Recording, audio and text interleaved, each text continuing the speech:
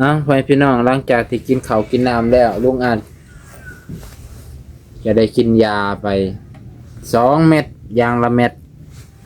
โดยสบายดีโดยสบายดี จะได้ถามอาการเพิ่นและกินยาเลยเด้ กินปึ๊บเลยมันบ่ทันเลย ยังบ่ทันฮอด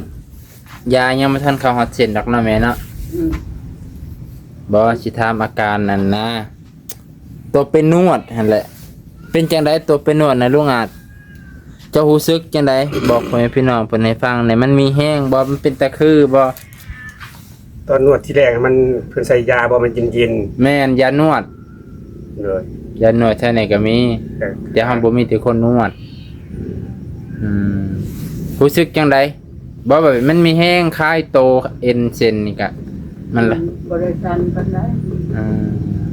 ถ้าว่ามันรู้สึกว่าคลายตัวบ่ก็คลายอยู่หน่อยนึงพี่น้องหน่อยนึงเนาะเพราะว่ามันได้ลั่นคอดังนั้นอันนี้โอ้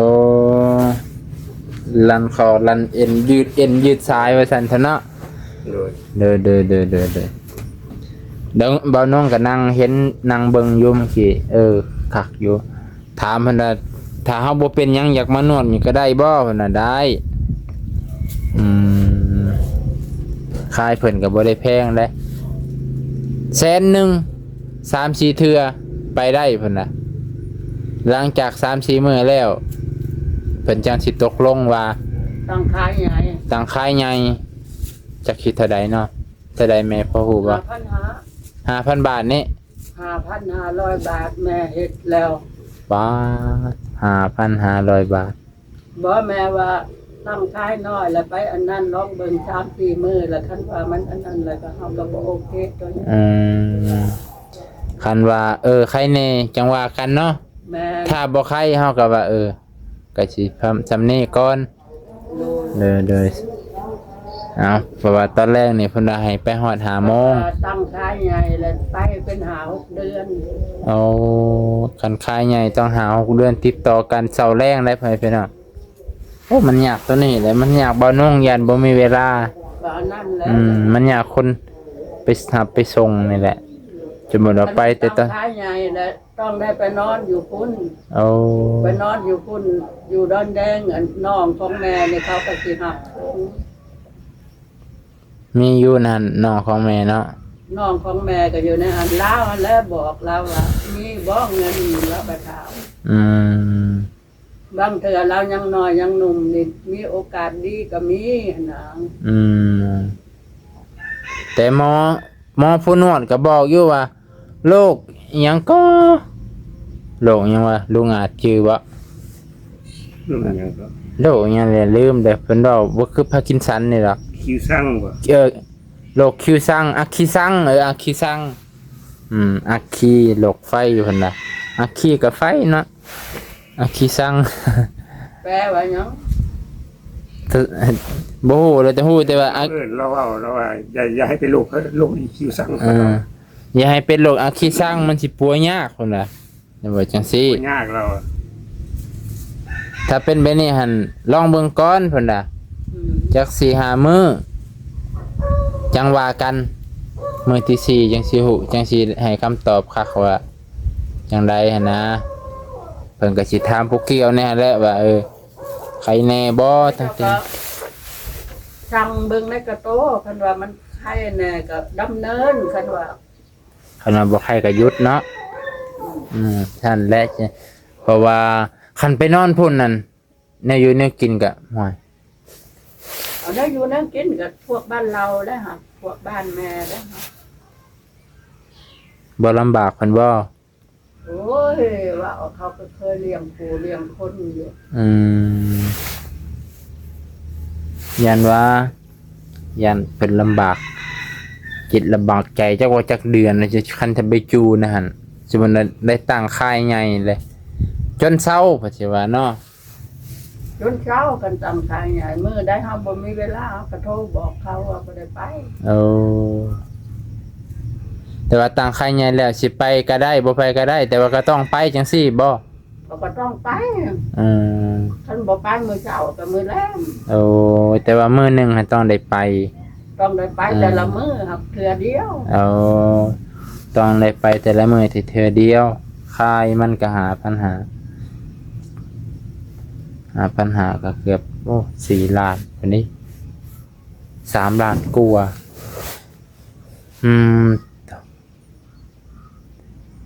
ขายไงลุงอาจว่ามีแห้งอยู่เพิ่นยืดเส้นยืดสายตอนบางทีนี่หลังจากที่มาแต่ห้องหมอ นี่ใครแน่เรา คันบีบแล้วใครแน่บ่ลุงอาจ เมื่อนั้นเราก็ว่าโอ้ยยังไงบ่เคยมาเด้เมื่อเราเป็นแห้ง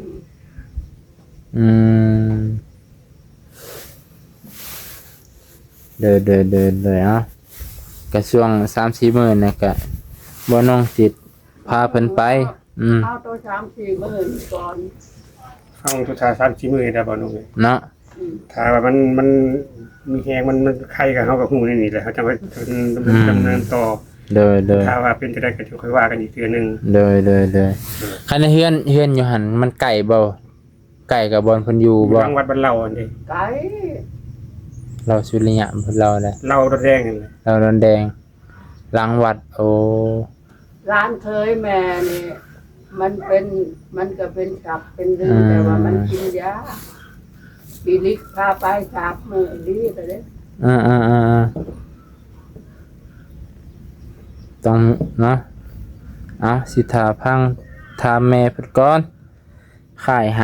5,500ก็สิประมาณ3 ล้านกว่าๆนี่แหละพี่น้อง6,000 กับ 6,000 กับ 4 ล้าน ก่อนแล้วตรง แม่ก็มีแห้งใครแน่หรือจังใด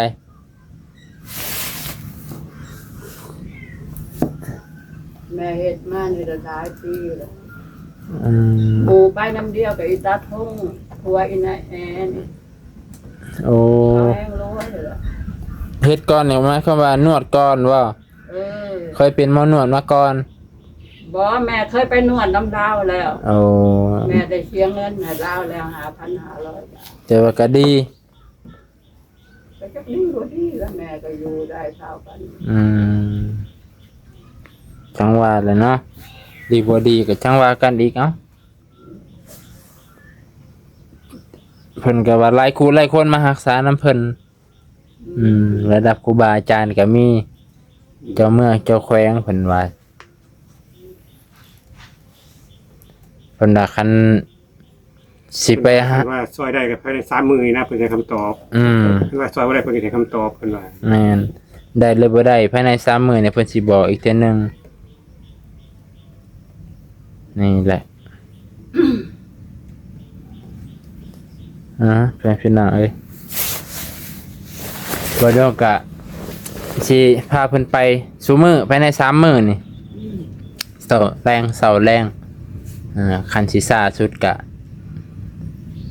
จังว่าก็สิบ่ซ่าดอกก็สิพยายามให้มันถ่วงให้มันทันกลับมาก็พอดีตอน5 โมงไปเพิ่นน่ะให้ฮอดพุ่นตอนเช้าก็7-8 โมงไปเพราะว่าเมื่อกี้นี่9 โมงเพิ่นก็ยังอยู่หาก็กินข้าวเช้า เวลาเขาไปแล้วเขาก็นัดเพิ่น เมื่อกี้ก็ยังเห็นลูกค้าเพิ่นอยู่ได้ไปกะเพิ่นกินข้าวสิลงทงแล้วตามเบิ่งเพิ่นก็สิลงทงแต่ว่าลุงอาจจะใครแน่มีแห้งก็ดีใจแล้วคันว่าตัวบีบตัวนวดมันใครแน่แต่ว่าเป็นข่าวดีข่าวหายก็คือห้องหมอนั่นแหละเพิ่นว่ามันแถวนี้มันบ่ค่อยมียารักษามันเป็นยาสั่งจากโรงพยาบาลจากโรงหมอนะบ่ตรงนี้มันเป็นโรคจำกัดนะมันทรงแล้วเนาะเป็นโรคจำกัดเฉพาะเจาะจงแล้วมันมีหน่อยสั่งยาจากหมอใหญ่อย่างเดียวจากหมอใหญ่อย่างเดียวโอ้ว่าคันไปถามว่ามีบ่ยารักษาโรคพาร์กินสันแบบค่อยไปสวรรณเขตที่ลองไปถามเบิ่งห้องหมอย่านแต่เขาว่าเอาเจ้าโตมากวดเบิ่งก่อนคันจังซี่ก็สิยอมคือกันแหละ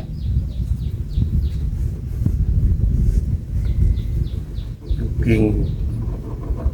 มันกิ่งเจ็บแบรนด์โอ้เจ็บลิ้นหน้าเอิกนี่เนาะกล้ามเนื้อเจ็บกล้ามเนื้อตัวนี้ตับเติบเขาขวดบ่ดีปกติแล้วว่าดีเบิดเนาะ โดย ตับเติบดีเบิดใครหลอกใครหลังคือว่าบ่มีเลยเนาะ คือรังก็ดีเบิด มีบ่ บ่มีเฮาถามว่าเป็นหยังเราคือเจ็บแมวแต่เราก็บ่ได้ว่าหยังแต่ว่าเราว่าดีเบิดเฮาว่าเป็นหยังคือเจ็บแมวทางในเราก็ดีเบิดได้แล้วว่าบ่ได้เป็นหยังเราว่าจังซี่ อันนั้นแหละแม่ว่าคันว่าไปในบ้านดอนแดงนี่ใน3มื้อแล้วบ่โอเคแล้ว จังว่ากันเนาะ ไปบ้านอันโพชีไปบ้านโพชัยอีกบ้านน้ำปูนี่ เลยไปบ่ทางไปรักษาบ่บ้านน้ำพุ การรักษาเลยไปบ้านน้ำปู บ้านน้ำพุทางบ้านโพสีบ่ หรือว่าลูกอันสิเฮ็ดคลิปส่งไปให้น้องหักของแม่นี่ เพราะว่าเราก็จะกวดตัวจริงเด้อ น้องของแม่อยู่ไสน่ะ ก็อยู่บ้านนั่นแหละ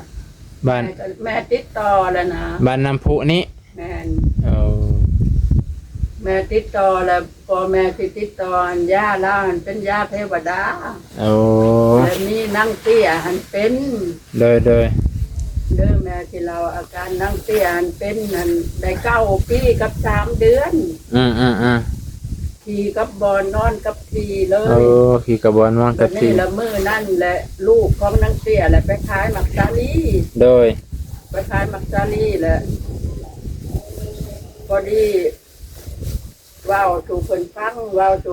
แหละแล้วแหละปรุงยาให้มันมี9 มัด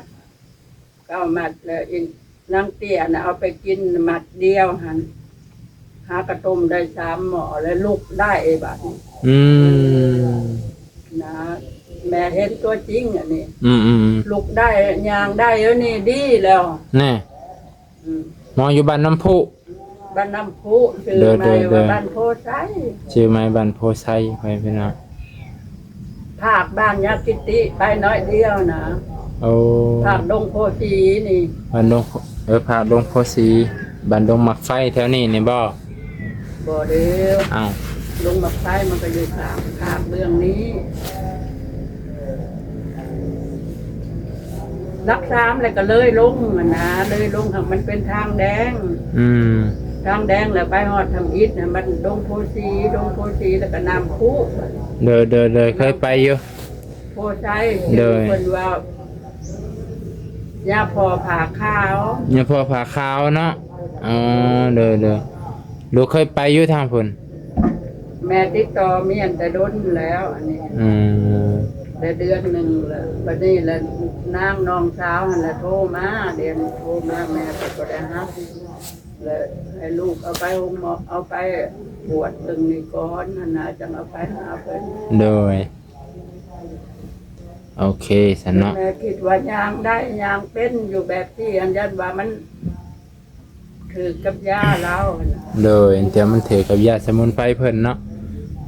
ต้มกินเนาะก็สิลองเบิ่งทุกวิธีทางแหละก่อนอื่นก็เอาตัว3-4มื้อให้มันได้ก่อน เอาตัว3 มื้อ 3-4มื้อก่อน3-4มื้อแล้ว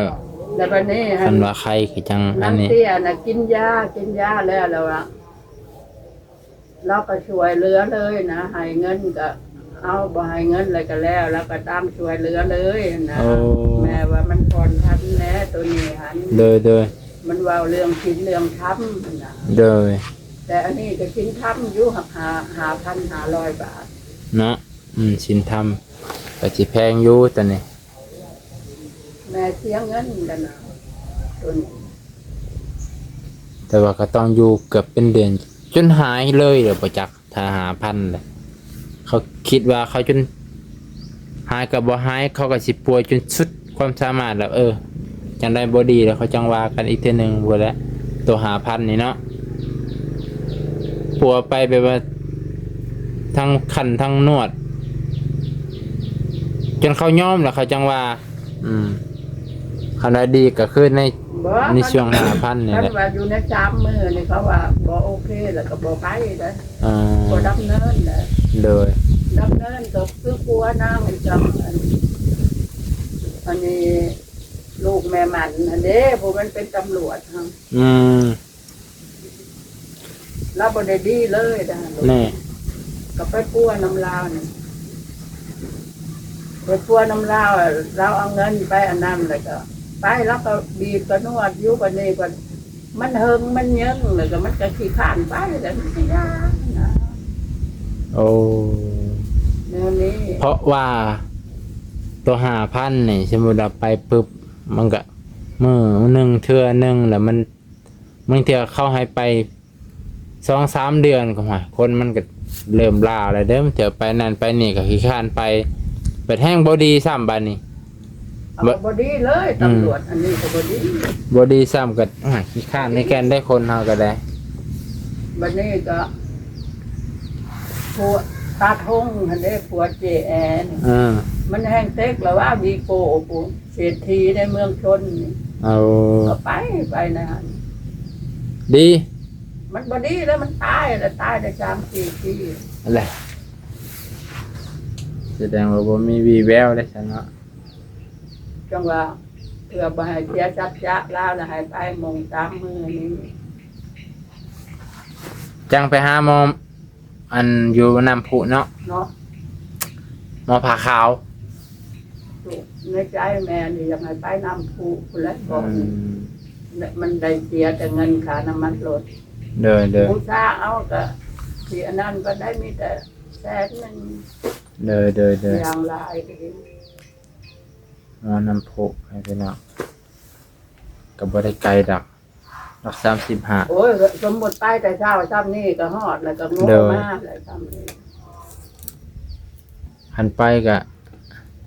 ต้องเอาลุงอาจไปนำบ่คิดว่า เอาก็เอาลุงอาจไปน้ำแล้วเพราะว่าเราก็อยากอันเบิ่ง อยากเห็นอาการเนาะ เราอยากเบิ่งเราอยากปวดอาการเราก็บีบหันบีบนี่ โอ้ มันว่าโอเคแล้วล่ะเราหับว่าปวดดีอยู่ในยาจำนวนนี่ เอากระบูชาเอา100,000 200,000 อืม เอามาต้มกิน เด้อ เราให้ต้มอาบต้มห่มก็ต้ม เอาพ่อแม่พี่น้องจังว่ากันอีกเทื่อหนึงเด้อบัดสิจบเพียงเท่านี้ครับสนทนาพาเพลินเด้อแม่เพิ่นก็ติดต่อไว้แล้ว ติดต่อแล้วเราบอกว่าให้เอาคนมาแบบนี้เอาคนมาแม่ก็คิดอยู่สมมติจะเอารถอันเก่ารถเข้าฟ้าไปนี่ก็มีระดับล่า มันเป็นไปบ่ได้ เนาะเด้อเข้าใจกันแล้วบัดนี้ไปจัก3 มื้อ 4 มื้อพอไว้เสียสัจจะคำเว้าของเฮาจังได๋เพิ่นน่ะอ้าวมาสำนี้เลยอยากให้ดีโลดเนาะเอ้าลูกงานเด้จังได๋ก็สู้ โอ้ย มื้อนี้อาการบ่สั่นแฮงบ่ สั้นอยู่อัน สั่นอยู่ขี่รถก็ยังเกือบหงายหลังจอด 2-3 เทื่อเพิ่นได้มันอยากหงายหลังตอนไปดอกว่าตอนมาเรานั่งได้จังหวะสุดเลยบ่มี แม่จักเผาให้เรากินนะแม่จนครึ่งไปอย่างนั้นได้มันแหง โอ้ แม่จับจอกน้ำอย่างนั้น ไปพี่น้องเอ้ยจบเพียงเท่านี้ก่อนลงอัด โอ้ย สบายดี